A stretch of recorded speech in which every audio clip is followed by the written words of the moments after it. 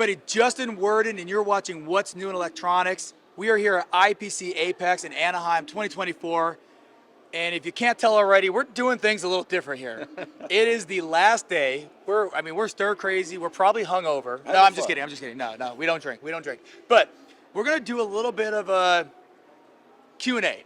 We'll call it a panel discussion, right? There we go. And in advance, I'm gonna warn you, they are very unprepared for what's about to happen. So How do you know? Because I have the questions in my head, and they're forming as I speak. So we're sitting here with Joel, Director GM of Americas for Co-Young, and we got Harald, GM of Europe for Co-Young. I had to memorize all that right now. You got it. All right, man. So hey, first I want to go with coming to a show like IPC Apex. It's awesome Harald comes over and supports your team, but what's the dynamic of having someone like Harald here in your booth with you? It's we have so much synergy together. Our markets are very similar, and we are also two of the three recipients for a lot of the shifting now in the nearshoring, reshoring initiative, and goods that were once produced in China coming to our region between Mexico and some of the Eastern European countries, Turkey, Harald has talked about many times. So between that and just the fact that we compare notes often, he has activities here with customers, global customers, working in both locations. Similarly, as you know, I'll visit Harald for Productronica, and we get a lot out of it. It's not a boondoggle. It's we get a lot of work done. We have our HQ team here, so we have a little fun certainly, but it's a work week and a very productive work week, right? Yeah, all jokes aside, we are having fun here. We're laughing. It's the last day. We don't want to just do the stereotypical interview where we talk about how good our product is. But coming back to you, Harald, I mean, you're the one that flew across the pond for this show. How do you like it here in America working with Joel? I think the good thing is we are exchanging. Joel is visiting the Productronica, and let me give you one important thing. Now it's his show. He's busy with the customers. He's the number one as interface with his team. And for me, it enables me to do different things, which I'm normally not do because Productronica is my show. And this gives me the chance to talk to much more people, to German vendors, to talk on the sea level in a different way, where normally I have to execute the daily business. So, and we have common customers, we have common way of thinking, and the way how our customers try to be competitive against Southeast Asia and China is the same. We have flexible customers, we have mid-sized customer, high mix, high volume of everything. And I think this is the synergy for the two regions. America is ahead, Europe is ahead of changing and the reshoring, preparing. And I think this is a very interesting part. When I come over here, I can fulfill different tasks for both of us. And when Joel is in Europe, he can take care of, and so I learn something, he learns something, and we do it for our customers. And both are here and in Europe. So I think what I just heard, you just said Joel's doing all the work this week and you're having all the fun? That's what he said. That's what he's. Nah, I'm joking. Guys, you know that this will be published, and my boss might see it. No, I am joking. I'm now on high risk. Joe, do you have a job for me in the US? Of course, always. I am joking, but the bigger. I have fun when I go to Germany too. Of course, we all do. But no, I am joking. Of course, I'm trying to make it fun and lighthearted. But what the real important thing you took out of there is giving you time to focus on those strategic partnerships. And, okay, and you and I had a conversation about this in another interview, but bringing that back to you, being able to focus on those strategic partnerships over here, I mean, what does that do for the future of Co-Young? Oh man, that's the key. Yeah, it is. It absolutely is. And I don't want to steal his thunder, but I think we both agree that that synergy.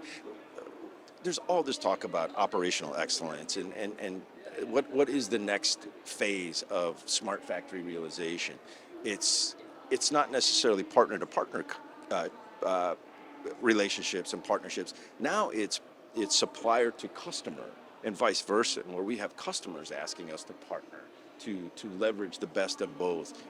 The synergy, look, it's been a global world for many years now, and it's just gonna continue. It's just gonna accentuate, and you either get on board or you get left behind. So, And it takes 10 years or even more until an inspection or a measurement system behind a production machine was respected. Let me say like this, because everybody was worried that the machine proved something wrongly. Meantime, we all know the good machines are performing according specs, otherwise they would be not a good machine and they would be not selected by the customer.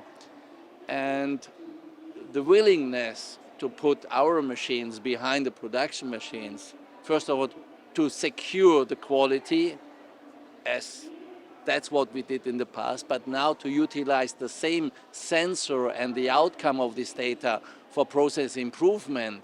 And this starts the partnership. And I mentioned before, there's a trust between the user and the vendor for every single machine.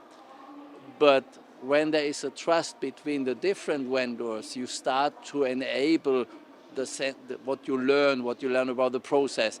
It's not longer the machine itself which doesn't deliver. It's sometimes really the missing small fine tuning to reach the next level. And we talked about labor shortage. It's exact the expertise you need to improve the process. But if you don't have the experts anymore, suddenly the machine does not perform, the line does not perform. So it's not the machine responsibility, it's even more the operator responsibility.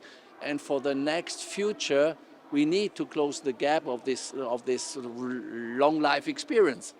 And we have to enable the next generation to do the right things in a much more shorter response time. You don't have the time for trial and error. So, and I think this is exactly why you can get then the next level in any environment by having the different people on a roundtable discussion, not in a kind of defense mode. Yeah, that's awesome. That you kind of answered the next question, but I want to elaborate on it more. I mean, we're in a day and age right now where the equipment on the line literally has to speak to each other. Yep. They literally have to, and if they're not, some manufacturers out there have not adopted this yet, or they hear Industry 4.0 and they roll their eyes and just say whatever, and they're gonna disappear, unfortunately. Gonna get left behind. They're already behind. And I had a previous conversation with someone talking about how a lot of people may not come to these shows anymore because they think, oh, there's not enough attendees, there's not enough customers. But I've always had the mindset that if you're coming to this show thinking you're gonna walk away with a new customer or a PO, you're missing the opportunity. So with you spending your time looking for customers, Joel, how is it being with the other vendors and just kind of talking with them? Well, that's usually what this day is all about, right? The way these shows typically go is, the first and second days are very well attended. It's traditionally known that the last day of any show is much slower. So this is the day we typically make the rounds, right? We set up our meetings with potential partners, et cetera, and we have those conversations. And having everybody here is a phenomenal opportunity to get that done. So we have to take advantage of that, and we'll work that in through the week as we can as well. But again, having everybody here together gives us that opportunity. And again, I think we're on the cusp now. We've come a long way in 5 years with this whole I4O Smart Factory initiative. We're doing so much more in our world with the data, with the superior data set, applying AI, et cetera, et cetera. We're just going to continue that. We now are smart factory enablers. That's what we do. It's not a single machine purchase. So establishing partnerships with people that also understand that and believe that that's where we're going is ultra crucial. But I think we're also getting closer, and this week, I don't know how your conversations have gone, but again, it feels like, we started this thing in silos. We're going to partner with company X for this particular function, and we're going to partner with company Y for that particular function. Communication, right? Back and forth, closed loop feedback, all of this. We're very close now, and we've said from the beginning that at some point, that's not going to work, right? Whether it's CFX or something else, we all have to play in the sandbox nicely together.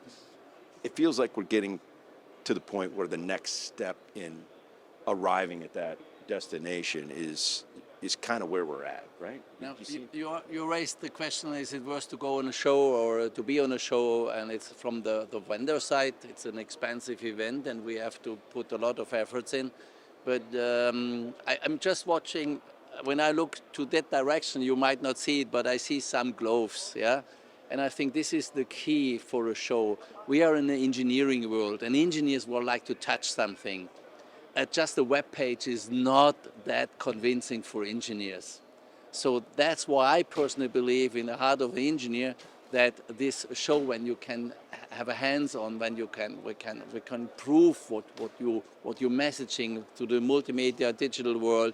That's everything normal currently. Seeing But is in the end, believing. is the touch when you sense it, when when you see, wow, that becomes real, because in the production line it is real.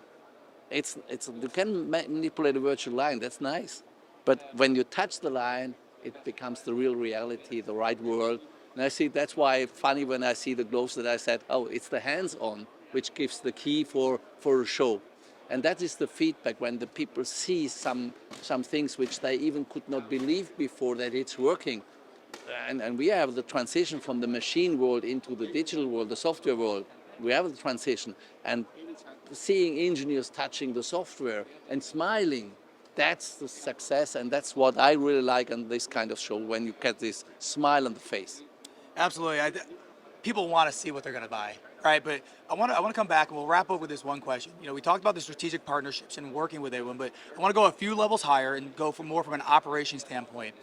Not only are we working on strategic partnerships because the customers demand it, but there's a lot of opportunity to learn from other companies. You know, in many cases, we're all facing the same challenges, whether supply chain, still recovering from COVID, data, AI, like you and I spoke about earlier, labor shortages. You know, how are you able to get with other GMs of other companies and kind of go through like, hey, what are you guys struggling with?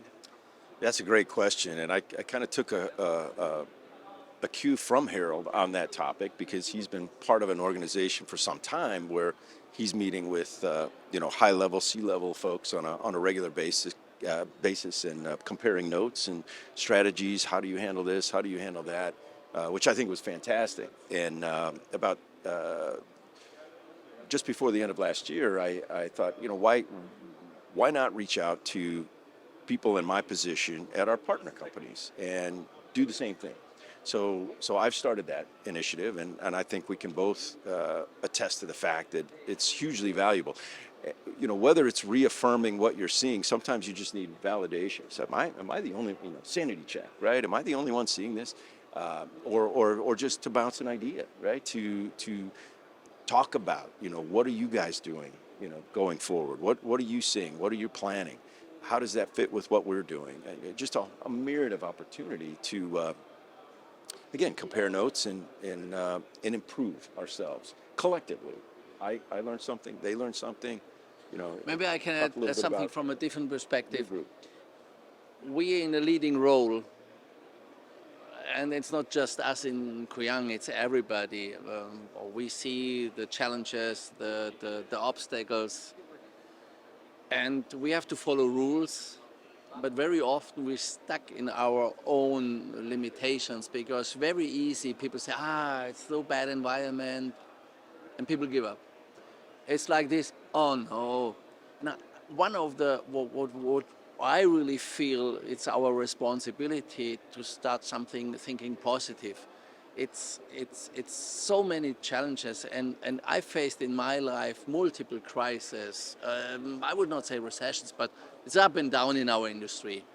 But every time when everybody says, wow, it's so bad, suddenly it goes through. And why we don't overcome this earlier, instead of saying, it's so bad, so temporarily not the best, and let's make best out of it. And from good to better, it's easy, but from something unknown going the next level. So I personally believe in our role, and it's in our industry, we have to think positive. If something happens, another door will open. And I think in the management level, and we are more the executors, the risk is really very often when finance and different rules are applied to steer a company, and especially in our productive world. It's not the numbers, it's the strategy, it's the relation in the market, is everything. So if you utilize all the power of the people, and I'm talking about our teams, everybody is contributing. Very often it's very only executing. One of the guidelines in Europe for my team is contributing instead of executing, because if I ask something for execution, I will get the delivery because I'm entitled to ask for. If I ask somebody for contribution, they will deliver much more and enables me as a manager to make a more wise decision. And I think exactly this is important, that we utilize our power just within our organization, but from GM to GM with the other parts, people in the production line. I think this could be the point there. It's getting quicker out of the bad thinking, the bad mindset. And it will continue somehow. It's continuing all the time, yeah? And this, I think, is very important thing. Think positive, I would say, is more important than think negative. Harald is so good at just getting those one-liners out. He's like, boom, right there. That I think. I mean, if you want to add something, we can, or should we end on that note? No, I think I will agree with you on that, and but it's very poignant. It's very meaningful. I mean, the future of this industry is very bright, right? I mean, amidst all the obstacles that we talk about, labor shortage, people, blah blah blah. We're still going forward in that George Jetson age, right? So electronics and semiconductor and everything we do is what is going to get us there. So we're in a good spot. We just need to Yeah. keep a good thought. Nothing moves without electronic. That's right. That's That's exactly we right. have to be Yeah. clear. I don't know if that's a good thing or a bad thing. But anyways, I we're agree. going to end But on it's that a fact. note. It's a fact. Harold, Joel, Co-Young. Obviously, we're here to promote Co-Young. We want to show how good of a company you are. But I think the biggest takeaway of this, we had some fun, but we covered some very serious topics that I think people need to spend more time realizing how important they are. So whether you want to talk about Co-Young or just reach out to these guys for some advice with some struggles you're facing in your company, give these guys a call. Thank you, guys. Thank you. Thank you. Thank Just you, it. Justin.